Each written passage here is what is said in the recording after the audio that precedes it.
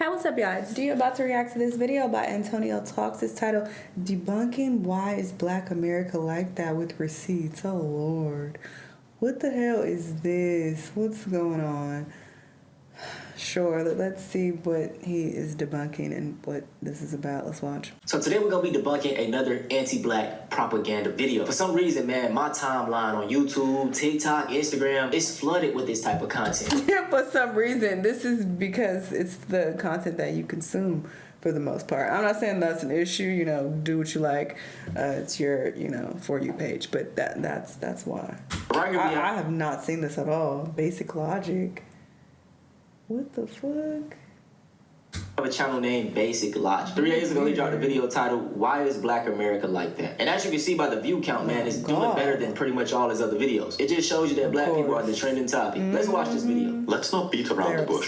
You've seen the clips. You've seen the statistics. The wanton disregard. First of all, just listening to his accent, he isn't even from America. So he has no interactions with black Americans in real life. Starting off, we've seen the clips. We've seen... That is crazy because it just shows such an extreme lack of intelligence. We've seen the clips. So this represents their entire population because I saw it on TikTok. Do you understand how stupid that sounds? That's crazy. But so many people go by that logic. What first-hand experience do you have? So TikTok. already off to a horrible start.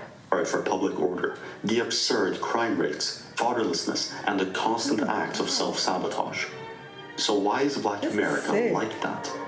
Academics love to blame racism for any disparity between groups. It's their default excuse. Listen to me, sir. America is rooted in racism. So got rich off of it. Slavery. I want to see what these comments look like. That is crazy. Are rooted in crazy. racism. This is why I say you're not even American, so you can't even grasp this. Just me walking outside, I may walk upon different street names under the title of former slave owners, former Confederates, white supremacists. We're going to schools named after these people. So it's already brainwashing on like a psychological level. Even bringing up things such as HOAs that are in some suburban neighborhoods. These were founded off of racism. The reason there are suburbs, racism, redlining, even when you're going out to eat, things such as tipping, it was founded on racism. So I can go on and on about ordinary things that are rooted in racism. But if you don't know the history and you're too ignorant to look into things, then you may see us as some victims that blame everything on racism. Even to bring up... Somebody left a comment said, as a black man myself, I truly wish the black community would get their shit together.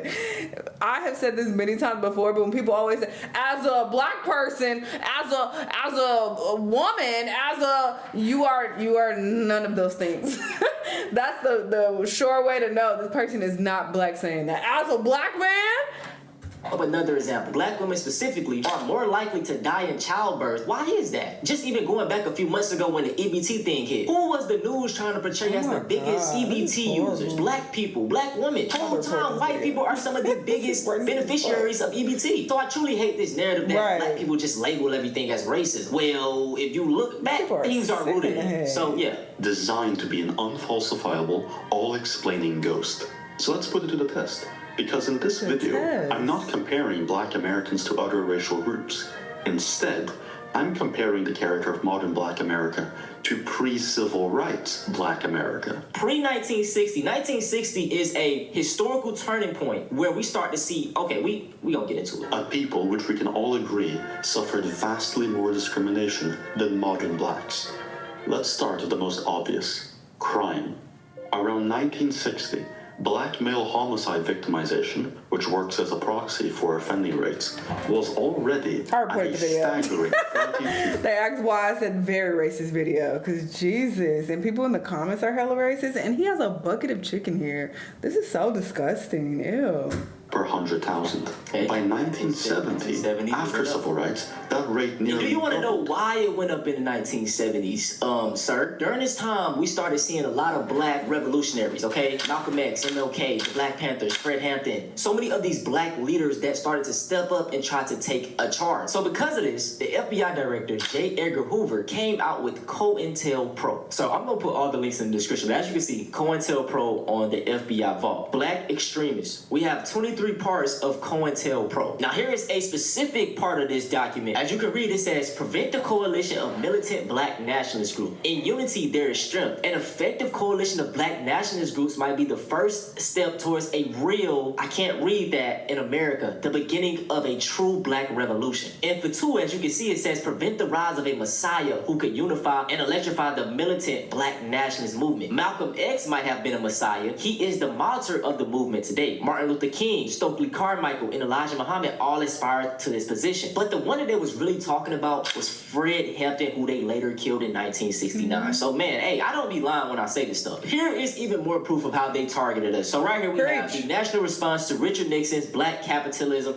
Initiative. Richard Nixon viewed the uncontrolled black power movement as a major threat to the internal security of the United States during the late 1960s and early 1970s. To address this situation, Nixon developed his Black Capitalism Initiative. The Nixon presidency offered African Americans the notion of black capitalism as an incentive to move away from the notion of burn, baby, burn. The evidence suggests that although Nixon did not achieve his institutional goals related to black capitalism, did indeed achieve his larger ideological goal of subverting African American radicalism. And do you wonder why in 2026 we have no more Malcolm X's, we have no more MLK's? Instead, we got these black rich capitalists. So already they started to dismantle our black leadership because it was starting to peak. Even moving past this, in the 1970s, this is where we started to see the chemical warfare start to happen. So I typed in, when did heroin start to mess up black America? Heroin didn't suddenly appear in one moment. It spread in waves, and the timing depended on the city. But the period when it became a major visible problem in many black urban communities was in the late 1960s through the 1970s. After the Vietnam War era, heroin became more available in the U.S. Some returning soldiers had been exposed to it overseas, and international trafficking networks expanded. At the same time, distribution increased in cities like New York, Chicago, and Washington, D.C. By the early 1970s, heroin use had become widespread in many low-income urban neighborhoods. Addiction rates climbed, and with that came increases in overdose deaths, property crime, and community destabilization. Why it hit some black communities especially hard. Economic stress, job losses, and declining urban economics made some neighborhoods more vulnerable. Segregation, drug markets concentrated in areas already isolated by housing discrimination, limited. I'm sure he's doing this for his viewers, just, you know, for education purposes,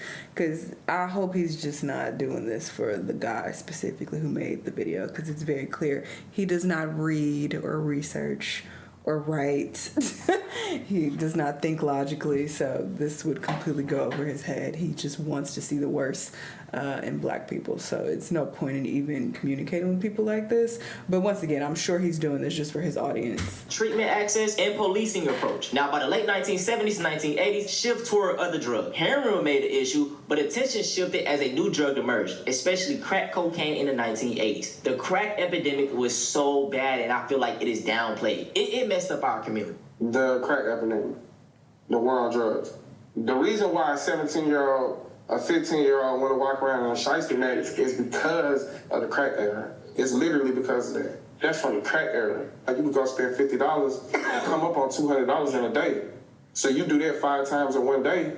As addicted as people are to crack, you just came up on the red. Now you can go buy your own ounce. You in the game off of $50. You dig what I'm saying? We talking about something that like completely obliterated our community in every aspect. Ronald Reagan and a full-scale CIA operation. It was a declaration of war on the black community. It was a chemical warfare. A lot of times when black people talk about the black community, when they talk about tight-knitness, when they talk about the family unit, well, that's owning our own businesses, what they're talking about is pre-desegregation, right? And a lot of those movements happened pre-crack era too. You know, the civil rights movement, the Black Panther movement, the black empowerment movement, period. All of that was squandered due to the war on drugs. Not on the level of addiction, but we get breakdown of family dynamics, right? One person in your family being addicted to crack will literally ruin your whole family. We talking about mothers and fathers. We talking about women who have been, like, the women who raised America, black women who raised America, were up until probably about 20 years prior to the crack epidemic, we're still raising white people's children. The mothers of America were addicted to drugs and, like, completely abandoning their children. The breakdowns of businesses, the breakdown of black trust, the breakdown of black love, exploiting our community for our own profit. All of these things happen in this thing where we also get an onset of, like, all of these things, all these organizations that were once here to protect us have now become warring factions and gangs predicated on violence and drug trade. So we enriching ourselves off of the destruction of ourselves. But look at the effects that it had. We talk about, oh, we don't do business with each other. Oh, we don't do this. It's because like we learned how to hustle. Instead of doing business, we became hustlers. So we just looking for the quick flip. We're looking for instant gratification. It just fucked everything up, like literally. So in summary, man, things such as them killing all of our leaders, chemical warfare, redlining, this is why we've seen a jump of crime from the 1960s to the 1970s. To 70. And literally burning down black businesses. Like, this is all well documented. When there were legitimate black businesses doing well, making money, white people would come and burn it down, literally burn it to the ground. Burn down several businesses, blocks of black businesses. So, it gets to a point where it's like, all right, I'm gonna do this shit the illegal way. I'm not saying that justifies anything, but you have to consider all of the roadblocks that were put in place for black people to fail. And then, for people to be like, oh, look at them, they couldn't get their shit together, when you're considering all of the mountain of evidence that proves that black people were sabotaged for decades and decades. So these type of videos are just disgustingly ignorant. Report the video if you can, if you have some time. It's called Why is Black America Like That? Go report the video. 8 per 100. And use hate speech as the option, because this is just so gross. 1,000. And today it rests at about 50 per 100,000. Still an increase from pre-civil rights time, despite the rest of the world going on a massive trend of decreasing crime rates. You might have heard the statistic that black people, being only 13% of the population, commit more than half the crime, but it is actually worse than that. Okay, first off, if anybody in 2026 still believes the 1350 rule, let's break it down. Whenever people use this stat, they're referring to the 2019 Crime in the United States FBI data sheet. First of all, if you take a look at this chart, this is only talking about arrests. Only arrests, no convictions, no going to court. You know the funny thing, y'all? Black people are profiled at the highest rates. Highest rates. It's a fact. 53% of all exoneration. Exonerations mean you're getting let off for a crime. Because it's not black people who are committing more than half the crime, but rather a specific subsection of them. Black grandmas aren't going around robbing stores at gunpoint. It's specific. Like, look at when he's saying, bring me the dough, Crips. Like, you can tell he's just like Crip one of those weird European dudes that sit online all day watching Trap Laura Ross. Like, the young black males. And when we further control for variables, we start reaching population groups which we can almost guarantee are committing crime. This has pushed some estimates for murder rates amongst... You really sat here and created these racist-ass, whack-ass, weird-ass animations for your racist-ass, weird-ass video? This is a mental illness. This is crazy. There are people walking the earth who think like this and behave this way. It's wild. But black people are the problem. But you sat at your computer and did this. With no research. You Googled a couple things and found the most basic debunked ass research that you could find to put together this racist ass video. To be between 1 in 100 to 1 in 20. A rate of murder so unbelievably high, it makes the entire Black Lives Matter movement look like a joke. Okay, let's break this down. So according to the 2019 thing, there were 13,927 murder victims. 54 of those victims were black, and 55% of the offenders were black. The way to do is trying to make it seem as like black people are the only groups of people killing each other. No, most crime is interracial, and this is because crime is proximity based. If black people live near black people more, so they're going to have more problems with each other. This goes for white people living near each other. In poor white areas, this happens. Another thing, right? The way he's trying to spin it is like, oh, most black people are out here killing each other. Most black men are just this violent group of people. No. Of these 13,000 murder victims, 55% of them were killed by black people. That is around 7,000, 7,600, I believe. In America, there are 40 million black people. And to go even more specifically, there are 22 million black men, 22 to 24 million black men. So in whole, out of 22 million black men, 7,000 of them are committing murders. Do y'all know what percent of black men that is? 0.0. 35% of 22 million. That's not even near 1% of black men living in America. When not to justify most of this black on black crime, they like to call it, it's due to gang violence that they could prevent. People like me, Fuentes, and others will say black people should be in prison. But let's look at the stats. Black people commit about 6,000 murders a year. 98% of us against other black people. That's 6,000 murders. There's 40 million black people that live in America. The overwhelming majority of black people are not murdering anybody. The chance of you getting struck by lightning is probably more than getting murdered by a black man. It's concentrated areas of poverty and violence. When I was a police officer, I noticed that white crime and poverty go together like black crime and poverty. The only difference is gang-related violence, which make black people go up another notch. Right. But when you talk about abandoning children, meaning fatherless homes, when you talk about people using violence, killing each other, stabbing each other, robbing, stealing, white people had the same rate of some of this stuff as when I grew up. White neighborhoods are still places you don't want to live. The poor, impoverished white neighborhoods. But what these people love to do is paint black people as the problem with the whole country. When in fact, based off of the FBI stats, white people make up 69% of all crime, all of the crime. And I'll say this time and time again, these people love talking about the black problem. But I'm sorry, black people, yeah, we're killing each other. That shit is messed up. But y'all have rampant pedophilia in y'all communities. The suicide rates are out of the ass. Might I add another stat? White men make up 29% of American population, but commit 71% of the child, you know what crime? The number one offender type is biological fathers, but by far, it is being done by middle-aged Caucasian men. Many, over half of them, college graduates. Many of them are educated, good jobs. This isn't just who we're thinking about. Like they're technical savvy, and I think that it is time that we call them out. Like that. We can't stand by and stand Disgusting. back. Like we have to stand up and say, not only are we not doing our job as men, it's actually the opposite. Instead of being defenders and protectors of our families, we're hurting and abusing. Every one of those red dot maps is a unique IP address that is downloaded, shared, or distributing child rape images, almost all under the age of 12. And that's just a 6-month screenshot of it. And there are over 338,000 on there. There's blue dots on there. You can't really see them, but the blue ones are the ones that are under investigation. With about 90% of those murder rates victimizing other blacks, it was never racist white cops that needed to hear about Black Lives Mattering, but rather the black youth.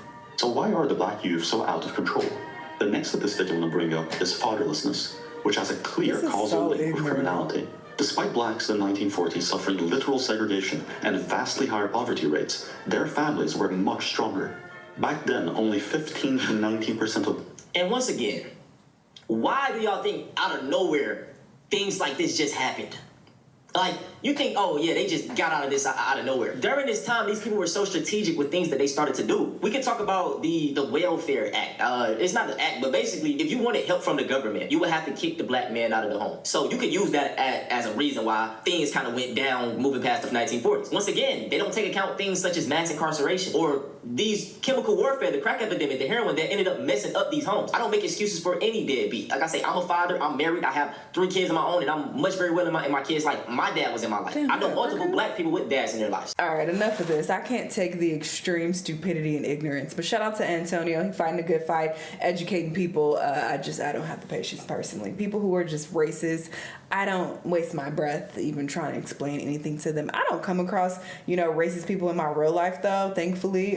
So I've never had to even, defend black people in real life at all. The only time I talk about race really is through videos that people send me for these reactions. But, I'm very thankful that I don't, have to deal with just disgusting racist people like this in my city and the people that I come across. So, there's that. But yeah, people are just going to remain ignorant. They don't want to discover the truth. They want to view black people in a negative light. So, it is what it is. But yeah, like I said, report the video if you can. Anyway, y'all let me know what y'all think though, and I'll see you on the next one. Bye.